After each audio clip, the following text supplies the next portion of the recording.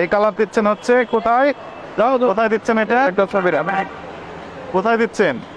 কিন্তু তো মনে গ্রিলে, গ্রিলে দেওয়া হচ্ছে। জাস্ট আমরা অল্প একটু স্যাম্পল পেয়েছি। এটা কেন দিচ্ছেন? গ্রিলে কেন দিচ্ছেন? লাল হওয়ার জন্য মনে হচ্ছে। লাল হওয়ার জন্য। যদি সাদায় থাকে মাংস, মাংসর যে প্রকৃত কালার সেটা দিলে সমস্যাটা কোথায়? সে যে কিন্তু এই যে লাল করতেছেন কারণটা কি? এই কালারটা দিচ্ছেন কারণটা কি? কি কারণে? কি জন্য? উদ্দেশ্যটা কি? উদ্দেশ্য তো ওই যে একটু লাল হওয়ার জন্য। আচ্ছা, লাল হলে কি হবে? দেখতে সুন্দর, সুন্দর দেখবে। আচ্ছা, দেখতে সুন্দর হলে কি হবে?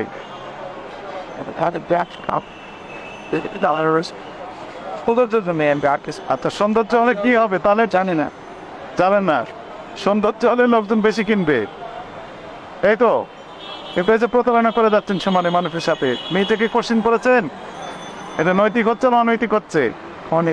অনৈতিক, বুঝতে পেরেছেন? আপনি খাবেন এটা? ইন্ডাস্ট্রিয়াল ডাই, এটা তো ফুড গ্রেডেড কালার না।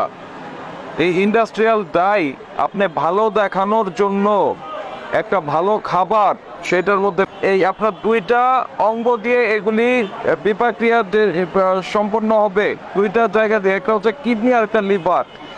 তো যে জিনিসটাকে শরীর বের করতে পারবে না ইন্ডাস্ট্রিয়াল ডাই বা যে ইনগ্রেডিয়েন্টগুলি, সেগুলি হয় কিডনিতে এফেক্ট করবে, না হলে লিভারে এফেক্ট করবে। তারপরে কি হবে?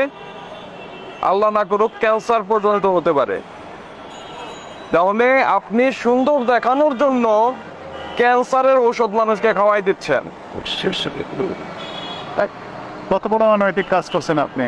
তারপর বাসি গ্রিল আপনি রেখে দিয়েছেন।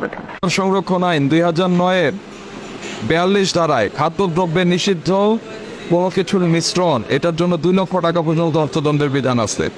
আপনাকে যেটা বলতেছি সেটা অননুমোদিত রং, মানে ইন্ডাস্ট্রিয়াল ডাই বা রাসায়নিক ব্যবহার করা যাবে না। বাসি খাবার এই যে যেটা রেখে দিচ্ছেন এরকম বিক্রি করা যাবে না। আপনার যেটা উদ্বৃত্ত হবে সেটা আপনি নিজেদের আছে, কর্মচারী আছে, তার পাশে নিয়ে যাবে। কেন আমি বলি, পরের দিন যারা আসবে তাদের কাউকে তো বলবেন না যে এটা বাসি খাবার খাওয়াবে, বলবেন? যেহেতু বলবেন না, বলতে পারবেন না, সেহেতু এটা বিক্রির সুযোগ নেই।